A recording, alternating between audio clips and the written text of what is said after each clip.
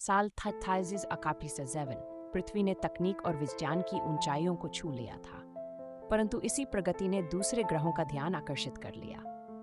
दूर जेप्टो ग्रह रहने वाली एक अत्यधिक शक्तिशाली जाति ने तय किया कि अब अर्थ को नष्ट कर देना चाहिए ताकि उनका साम्राज्य पूरे ब्रह्मांड पर फैल सके। उनकी सेना का सबसे खतरनाक योद्धा था ज़ीटाकू, आधा जीव आधा मशीन। इसका शरीर डार्क एनर्जी से बना था जो किसी भी ग्रह की जीवन शक्ति को सोख सकता था। उसका उद्देश्य था पृथ्वी की ऊर्जा को नष्ट कर ब्रह्मांड की सबसे शक्तिशाली ऊर्जा स्रोत बनाना। नियाहना का आगमन दूसरी आकाशगंगा एंड्रोमेडा गैलेक्सी में एक रहस्यमयी लड़की रहती थी। नियाहना, उसकी माँ एक पृथ्वीवासी वैज्ञानिक थी और पिता एक स्टार गार्डियन योद्धा। माँ ने मरने से पहले नियाहना को एक वचन दिलाया था, अगर कभी पृथ्वी संकट में हो तो तुम उसकी रक्षा के लिए लौट आना।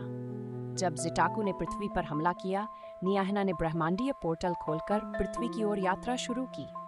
युद्ध की शुरुआत ज़ीटाकू के आने से पृथ्वी के महासागर उबलने लगे। आसमान में ब्लैक होल जैसे बादल छा गए। उसकी हर गर्जना से पृथ्वी की धरती फटने लगती थी। वह शहरों को निगलने लगा। तभी एक चमकदार नीली किरण आसमान से उतरी।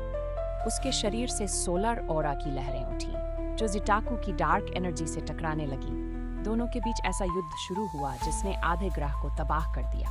समय जैसे थम गया था। हर टक्कर से पहाड़ बिखर रहे थे, समंदर सूख रहे थे। नियाहना का बलिदान। नियाहना को एहसास हुआ कि ज़ीटाकू को हराने के लिए उसे अपनी लाइफ फोर्स को कॉस्मिक कोर में बदलना होगा। उसने खुद को सोलर एक्सप्लोजन में बदल दिया। इस विस्फोट ने ज़ीटाकू को नष्ट कर दिया, लेकिन साथ ही पृथ्वी का आधा हिस्सा भी राख में बदल गया। उसकी अंतिम ऊर्जा से एक नई जीवन धारा बनी। पृथ्वी फिर से हरी होने लगी। मानवता बच गई, लेकिन नियाहना गायब हो गई। लोग कहते हैं जब भी पृथ्वी खतरे में होती है, आसमान में नीली रोशनी फिर से चमकती है। द स्पिरिट ऑफ नियाना अब भी पृथ्वी की रक्षा करती है। इसकी नेक्स्ट एपिसोड में पार्ट 2 देखेगा, पृथ्वी का विनाश। मिलते हैं अगले एपिसोड में।